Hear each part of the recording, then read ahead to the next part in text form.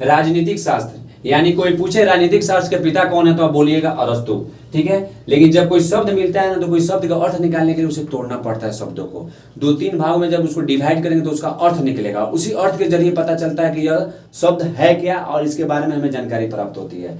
तो मैंने इसे 3 भागों में तोड़ा है, राजनीति शास्त्र, ठीक है। इसे व्याकरण से मत देखिएगा, क्योंकि हिंदी व्याकरण और स्पोकन पढ़े होंगे तो दोनों बड़ा डिफरेंट होता है। स्पोकन कुछ और कहता है और आपका ग्रामर कुछ और कहता है। तो हम इसे समझाने के तौर तरीके से आपको बता रहे हैं।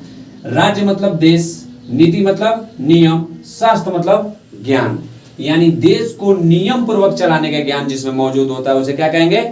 राजनीतिक शास्त्र कहेंगे। अब जब राजनीतिक शास्त्र का बात हुआ है तो उसमें संविधान की बात जरूर आएगी, क्योंकि संविधान के जरिए ही किसी देश को नियम पूर्वक चलाया जाता है, चाहे किसी देश को सिस्टम में रखा जाता है, ठीक है। संविधान यानी संविधान का अर्थ क्या होगा? तो कानूनों का संग्रह। इसमें क्या होता है कि बहुत सारे लोग मतलब पढ़े लिखे लोग हैं, कुछ लोग कम पढ़े लिखे लोग हैं, कुछ लोग को जानकारी नहीं होगी, तो लोग बड़ा कंफ्यूज हो जाते हैं। चलो कानून तो जानते हैं, लेकिन संग्रह क्या होता है? संग्रह का अर्थ होता है इकट्ठा, जिसमें कानूनों को संपूर्ण रूप से इकट्ठा किया गया हो उसे कानूनों का संग्रह कहते हैं, ठीक है।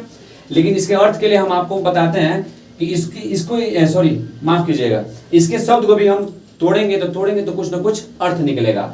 म, इसका उच्चारण नौ के लिए भी होता है और म के लिए भी होता है, तो यहाँ पे हम म के लिए करेंगे सम विद्या। और जब साइंस का रूल यहाँ पे कह रहा है कि जब 2 चीज आपस में मिल जाए तो तीसरा अपने आप बनता है चाहे बनाया जाता है, तो तीसरा मैंने बना दिया निहित। सम मतलब शासन, यानी सम मतलब देखा जाए तो बराबर भी होता है, यानी शासन कभी भी बराबर लोगों पे चलाई जाती है। विद्या मतलब ज्ञान होता है। निहित का अर्थ होता है मौजूद, यानी जिसमें शासन चलाने का ज्ञान पूर्ण रूप से मौजूद होता है उसे क्या कहेंगे? संविधान कहेंगे। भारतीय संविधान के जन्मदाता कौन है? डॉक्टर भीमराव अंबेडकर।